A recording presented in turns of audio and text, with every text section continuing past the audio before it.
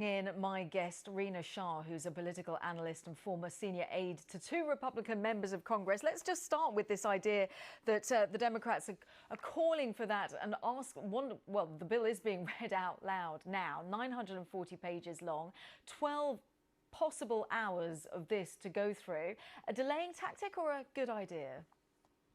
Well, Senator Chuck Schumer, the Democrat in the Senate, who decided to deploy this tactic, is doing so, of course, to delay to see if there could be any hope there to stop this bill. I think it's obviously very wishful thinking on his part, but this tactic he's using really is seldom used since 1980. It's quite remarkable that only about 20% of bills get read like this on the Senate floor. And a reminder here, this is over 900 pages, and it's been approximated that it takes about 15 hours to read, but certainly a delaying tactic.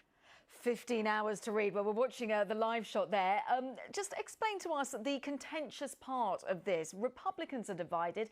Elon Musk has been out commenting on X once again, and he's saying that this bill will destroy millions of jobs in America. It could cause immense strategic harm to our country. And his thing is that he says that it potentially gives handouts to industries of the past while severely damaging industries of the future. Not mincing his words as usual. What issues are Republicans divided when it comes to the big, beautiful bill?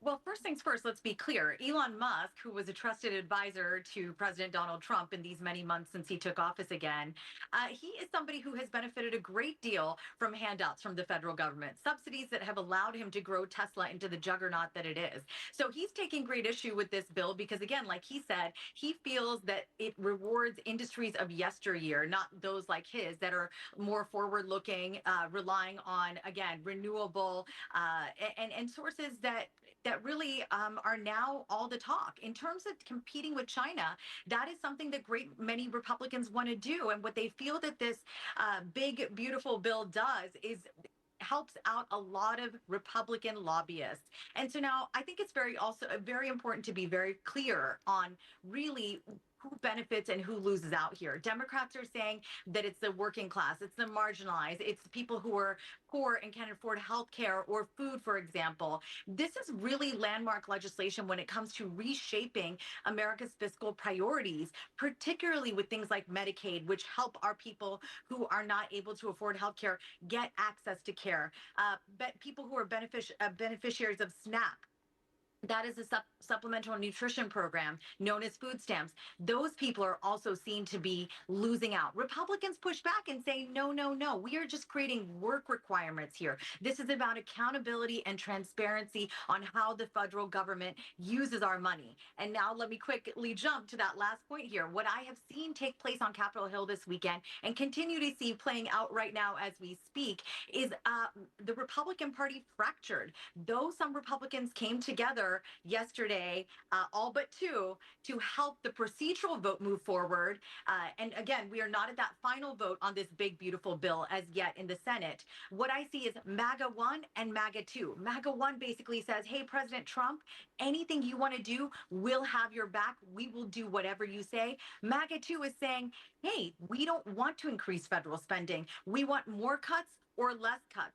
So this is certainly an interesting moment for today's Republican Party, which is fully led by Donald Trump. Rena, a fascinating moment, isn't it? And Donald Trump is declaring this moment, this progress of the bill to the next stage. OK, you've got about possibly 15 hours of it being read out loud. But he's saying that it's a great victory. Just briefly, if you would, is it a victory for him to get this to this particular stage? I wouldn't be so sure that he has the victory just yet because there are long-term implications here for Trump. Look, this big, beautiful bill, great many people like me who have worked on Capitol Hill within the corridors of the House is where I made my career. And I see the slim, razor-thin margins there really hurting Republicans. Both chambers really can afford so few defections with the numbers being what they are. But this bill in particular needs a process called reconciliation. So only 51 votes needed there, which does help the Republicans, which can be seen as making this victory easier for Trump. But like I mentioned earlier, the longer term implications lead up to the 2026 midterms. He is putting some very vulnerable House and Senate members on the chopping block by making them vote for something so monstrous, so big, and so controversial in many ways. And we are so out of time. Rena Shah, thank you so much for joining us.